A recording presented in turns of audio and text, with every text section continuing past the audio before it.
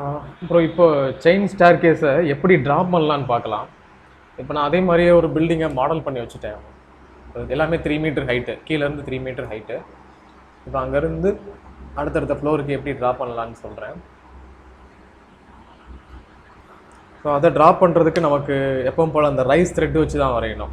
நம்ம அந்த ordinary star case வரையும் போது இன்க்ளைண்டாக கொடுப்போம். எங்கே லிண்டல் இருக்கோ அது வரைக்கும் ஸ்லோப்பாக ட்ரா பண்ணிவிட்டு ஸ்லாபை ட்ரா பண்ணி அப்புறம் லேண்டிங் ஸ்ட்ரைட்டாக வைப்போம். அப்புறம் மறுபடியும் ஸ்லோப்பாக கொடுப்போம். ஆனால் இதில் வந்து கம்ப்ளீட்டாக நமக்கு ரைஸ் அண்ட் த்ரெட் வச்சு தான் க்ரியேட் ஆகும். இப்போ அதை எப்படி க்ரியேட் பண்ணணும்னு பார்ப்போம். ஏதாவது ஒரு நோட்லேருந்து ஸ்டார்ட் பண்ணணும்.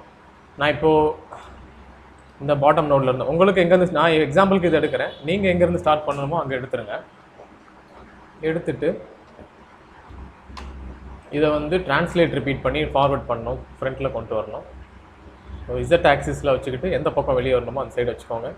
இப்போ 3 அடி நம்ம படியோட வித்து எவ்வளோ வேணுமோ அதை கொடுங்க. எனக்கு 3 ஃபீட் கொடுத்துட்டேன். இதில் லிங்க் ஸ்டெப் பண்ணிட வேண்டாம், ஜஸ்ட் நோடு மட்டும் இதில் காப்பி ஆனால் போதும். ஓகே, இப்போ அந்த சப்போர்ட் வந்துருச்சு. ஆமாம், நான் அந்த நோடோடு இருக்கிறதுனால சப்போர்ட்டை சேர்த்து காப்பி ஆயிடுச்சு. ஸோ என்ன பண்ணணும், நம்ம அதை ட்ரான்ஸ்லேட் பண்ணும்போது இதில் இசட் ஆக்சிஸ் 3 ஃபீட் இங்கே ஆல்னு இருக்கும். அதில் ஜியாமெட்ரி ஒன்றுன்னு வச்சுக்கிட்டோன்னா நமக்கு அந்த நோடு மட்டும் வரும். ஏதாவது எலமெண்ட்ஸ் இருந்தால் அது வராது. ஓகே, இப்போ அந்த 2 நோடையும் செலக்ட் பண்ணிவிட்டு அப் டைரக்ஷன் இதில் நமக்கு எவ்வளோ ரைசர் வேணுமோ அதை கொடுக்கணும். ரைஸை வந்து நம்ம 7 இன்ச்சு மெயின்டைன் பண்ணுவோம். 7 இன்ச்சை வந்து இங்கே ஃபீட்டில் கொடுக்கும்போது 7/12 0.583 கொடுக்கணும்.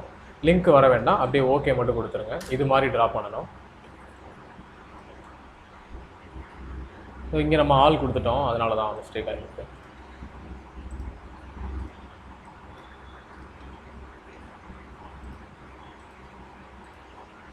தென் இந்த நோடை செலக்ட் பண்ணிவிட்டு ஹரிசாண்டலாக இசட் ஆக்சிஸ் எக்ஸில் வரும். எக்ஸ் ஆக்சிஸ் த்ரெட் எவ்வளோ வேணுமோ அதை கொடுக்கணும். த்ரெட் நம்ம 10 இன்ச்சு மெயின்டைன் பண்ணுவோம். இப்போ 10/12 0.833. இங்கேயும் ஜியாமெட்ரி இப்போ நோட் மட்டும்தான் இருக்குது. இது எது இருந்தாலும் ப்ராப்ளம் இல்லை. எக்ஸ் ஆக்சிஸ் ஓகே, இதெல்லாம் வச்சுட்டு ஓகே கொடுத்துடணும். இது மாதிரி ட்ரா பண்ணணும். இதே போல் அடுத்தடுத்து மேலே கொண்டு போயிட்டே இருக்கணும். நம்ம இது அப்படியே நம்ம கண்டினியூஸாக அதோட ரைஸ் த்ரெட் ஆர்டரில் ட்ரா பண்ணிகிட்டே போயிடணும். இப்போ நான் அதை ட்ரா பண்ணிடுறேன், ஏன்னா வீடியோ ரொம்ப லென்த்தாக போகும். ஸோ ஃபஸ்ட் நான் உங்களுக்கு சாம்பிள் காட்டுறேன். இந்த 2 தான் எடுத்துகிட்டு ஒய் டைரக்ஷன். இப்போ நமக்கு ரைசர் வந்து 0.583. தென் ஜாமெட்ரி அது ஒன்றும் இல்லை, இப்போ நோட் மட்டும்தான் இருக்கும். தென் மறுபடியும்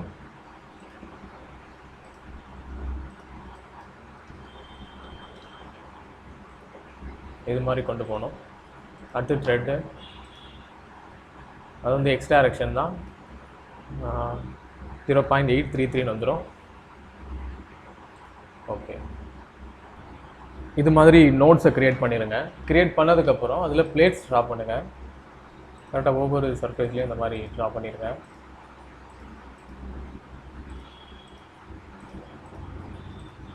அதோட ரைஸ் த்ரெட் எல்லாத்துலேயுமே, ஏன்னா அது கம்ப்ளீட்டாக ஆர்சிஸ்ன்றதுனால நம்ம எல்லாத்தையும் இதே மாதிரி வரைஞ்சிடணும் பிளேட்ஸ் வச்சு.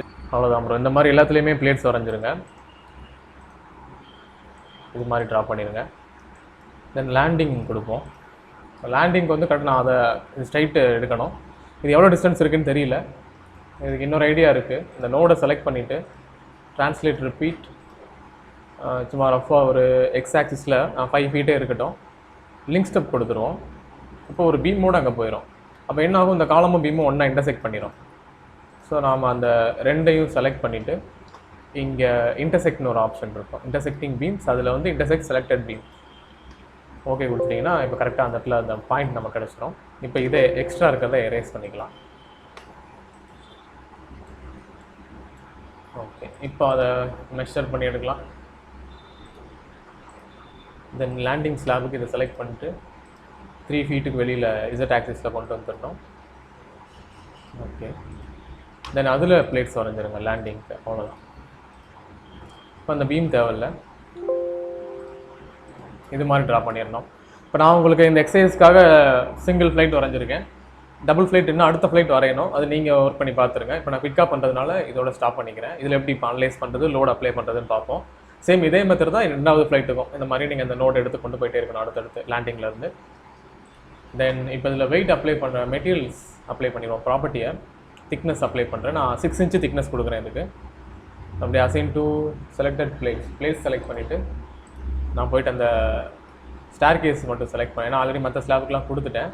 இப்போ assign to selected plate assign. Okay, இப்போ அதில் திக்னஸும் வந்துடும். அதுக்கப்புறம் லோடிங்ஸ் அப்ளை பண்ணணும்.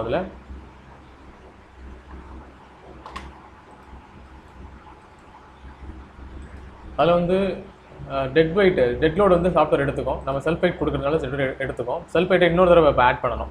பிகாஸ் நம்ம பிளேட் வந்து புதுசாக கொடுத்தனால அது எடுத்துக்காது சாஃப்ட்வேர். ஸோ அதனால் மறுபடியும் அசைன் டு வியூ கொடுத்தா எல்லாத்துலேயுமே செல்ஃப் வெயிட் அப்ளை ஆயிரும். ஓகே, இப்போ ரீப்ளேஸ் ஆகிடுச்சு. இப்போது லைவ் லோட் அப்ளை பண்ணலாம்.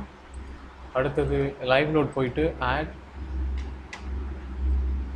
அங்கே நம்ம பிளேட் லோட்ஸில் கொடுக்கணும். பிளேட் லோட்ஸில் ப்ரெஷர் ஆன் ஃபுல் பிளேட் அங்கே அப்ளை பண்ணணும். இப்போ ஸ்டார் கேஸ் லோடு வந்து கோட் புக்கில் IS 875 பார்த்தீங்கன்னா IS 875 Part 2 அந்த புக்கில் பேஜ் நம்பர் 7ல் வந்து ஸ்டார் கேஸில் 3 kN கொடுத்துருப்பாங்கன்னு நினைக்கிறேன். ஸ்டார் ரூம்னு 3 kN கொடுத்துருப்பாங்க. நான் அதை இங்கே அப்லோட் பண்ணுறேன், அதை இங்கே அப்ளை பண்ணுறேன். தென் டேரக்ஷன் வந்து Z தான். பிளேட் பொறுத்த வரைக்கும் Z தான் அப்பு. அதை ஆட் பண்ணி க்ளோஸ் பண்ணிடுங்க. இப்போ இந்த வெயிட்டை கரெக்டாக இந்த த்ரெட்டு ஸ்லாபில் மட்டும் கொடுக்கணும். செலெக்ஷனில் பிளேட் கர்சர் த்ரெட் ஸ்லாப் மட்டும் செலக்ட் பண்ணுங்கள். தென் இங்கே செலக்ட் பண்ணிவிட்டு இங்கே assign to selected plate assign கொடுத்துருங்க. அவ்வளோதான். லோடு அப்ளை ஆயிடுச்சு. பட் கொஞ்சம் டேரக்ஷன் ரிவர்ஸில் இருக்குது. ரியாக்ஷன் மாதிரி எடுத்துக்கிறது சாஃப்ட்வேர். அப்போது இங்கே பாசிட்டிவ் கொடுக்கணும். லோடை நெகட்டிவ் வைக்கும்போது கீழே போகுதுன்னா அதை பாசிட்டிவ் கொடுத்தா இப்படி தான் இருக்கணும். வெயிட்டு டாப்லேருந்து கீழே வர மாதிரி வச்சுக்கோங்க இந்த டிஸ்ட்ரிபியூஷனை. நெக்ஸ்ட் இப்போது லோடிங் கொடுத்தாச்சு, திக்னஸ் கொடுத்தாச்சு. இப்போ அந்த டிசைன் பேராமீட்டர்ஸ் கொடுக்கணும். அதுக்கு அனலைசிஸ் பண்ணிவிட்டு கொடுக்கலாம். நம்ம ஆல்ரெடி இதில் பெர்ஃபார்ம் பண்ணிட்டதுனால ஓகே, நான் ஆல்ரெடி அனலைஸ் பண்ணிட்டேன். நான் டேரெக்டாக டிசைன் மட்டும் கொடுத்தா போதும். டிசைனில் வந்து அந்த மெட்டீரியல்ஸ் மட்டும் அப்ளை பண்ணால் போதும். ஏன்னா நாம் இந்த கிரேடை மட்டும் திரும்ப ஒரு தடவை, ஏன்னா பாருங்கள் இப்போ நான் செலக்ட் பண்ணும்போது பாருங்கள் அந்த ஃப்ரேம் மட்டும்தான் ஹைலைட் ஆகுது. ஸ்டார் கேஸ் ஹைலைட் ஆக மாட்டேங்குது. ஏன் ஹைலைட் ஆகலாம்? இது அங்கே அப்ளை ஆகலை. அதனால நான் மறுபடியும் எல்லாத்தையும் அசைன் டு வியூ கொடுக்கணும். நீங்கள் ஃப்ரெஷ்ஷாக பண்ணும்போது எப்போயுமே அசைன் டு வியூ கொடுத்துருவீங்க, அது ப்ராப்ளம் இல்லை. நான் எடிட் பண்ணுறதுனால அப்படி இருக்குது.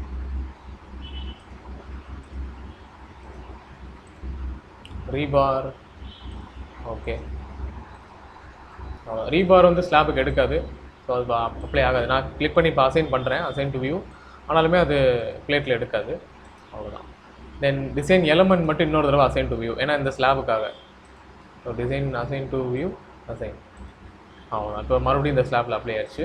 இப்போ ரன் அனலைஸ் பண்ணலாம்.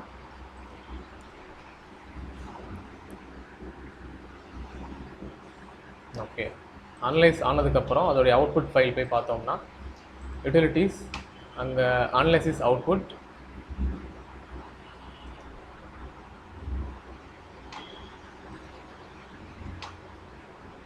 இல்லை இங்கே பார்த்துடலாம்.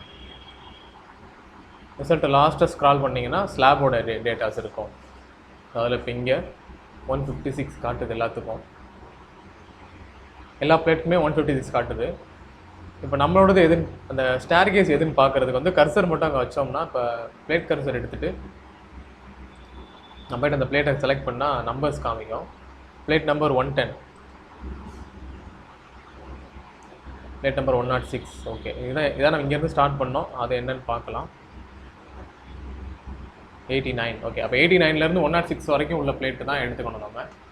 இப்போ யூட்டிலிட்டிஸ் போயிட்டு அனலைஸ் அவுட்புட், அதில் 89 இங்கே இருந்து அதில் பாருங்கள் 156 கொடுத்துருக்காங்க. அதோடைய நம்ம கொடுத்த அந்த 3 kN லோடுக்கு வந்து 156 mm² இருக்கணும், டாப்லேயும் பாட்டம்லேயும். இப்போ அவங்க வந்து டாப் பாட்டம்னு கொடுத்துருப்பாங்க, ஏன்னா அது ஒரு ஸ்லாப் மாதிரி கன்சிடர் பண்ணும் சாஃப்ட்வேர். ஆனால் நம்ம அப்படி எடுக்க வேண்டாம், ரெண்டையும் ஆட் பண்ணிடுங்க. 156ஐயும் 156ஐயும் ஆட் பண்ணிடுங்க. அதில் இப்போ நமக்கு 312 வரும், 312 வரும். நம்ம அதை தான் டோட்டல் AST, ஒரு ஸ்டெப்போட டோட்டல் AST பர் மீட்டருக்கு. அப்போ ஸ்டார் கேஸோட மொத்த ASTயும் ஆட் பண்ணிடணும் நம்ம, ஏன்னா இதெல்லாமே பர் மீட்டருக்கு கொடுத்துருக்காங்க. ஸ்டார் கேஸ் எவ்வளோ இருக்கோ அந்த லென்த்தை மட்டும் மல்டிபிள் பண்ணிட்டீங்கன்னா போதும். எக்ஸாம்பிளுக்கு இப்போ இதில் வந்து டோட்டலாக ஆட் பண்ணும்போது எவ்வளோ மீட்ரு வருதோ இது எல்லாத்தையும், ஐ மீன் இந்த ரைஸ் த்ரெட்டுன்னு இருக்குது இல்லையா, இந்த லென்த்தை டோட்டலாக ஆட் பண்ணிங்கன்னா எவ்வளோ ஏஎஸ்டி, அந்த லென்த் எவ்வளோ வருதோ அந்த லென்த் இன்ட்டு 156 கொடுத்துட்டிங்கன்னா உங்களுக்கு டோட்டல் ஏரியா ஆஃப் ஸ்டீல் கிடச்சிரும். அவ்வளோதான். அப்போ டோட்டல் ஏரியா ஆஃப் ஸ்டீல், அந்த ஏரியா ஆஃப் ஸ்டீலை நம்ம நம்பர் ஆஃப் பாராக மாற்றணும். இந்த கால்குலேஷன் நம்ம ஆல்ரெடி அந்த லாஸ்ட் ஸ்டார் கேஸ்லேயே பார்த்தோம். நம்ம இப்போ எக்ஸாம்பிளுக்கு அதோட ஏரியா ஆஃப் ஸ்டீல் டோட்டலாக வந்து ஒரு 1000 வருதுன்னு வச்சுக்கலாம். இப்போ 1000 வந்து ரெக்கையோட ஏரியா mm² வரும். நாம் ஒரு 12 mm பார் போட போகிறதா இருந்தால் அந்த 1000 mm² டிவைட் பை 12 mm பாரோட mm², அதாவது total AST divided by single bar AST கொடுத்துட்டோம்னா நமக்கு டோட்டல் நம்பர் ஆஃப் பார் கிடச்சிரும். அவ்வளோதான். இப்போ இதை எப்படி அரேஞ்ச் பண்ணுவாங்கன்னு காமிக்கிறேன். இந்த செயின் ஸ்டார் கேஸில் வந்து ரீபார் எப்படி வைப்பாங்க, நமக்கு அந்த ஆர்டினரியாக ஸ்லோப் ஸ்டார் கேஸில் வந்து ரீபார் லென்த் வைஸாக வைப்பாங்க. இந்த மாதிரி ஒரே லென்த்தாக எங்கேயும் பெண்ட் ஆகாமல் ஒரே பாராக இருக்கும். ஆனால் செயின் ஸ்டார் கேஸில் இப்படி அங்கங்கே பெண்டு, என்ன சொல்கிறது, நம்ம அந்த காலமில் சிரப்ஸ் கட்டுவோம்ல, அது மாதிரி ஸ்கொயர் பாராக எடுத்து அதை லிங்க் பண்ணி அப்படியே அடுத்தடுத்து வரும்.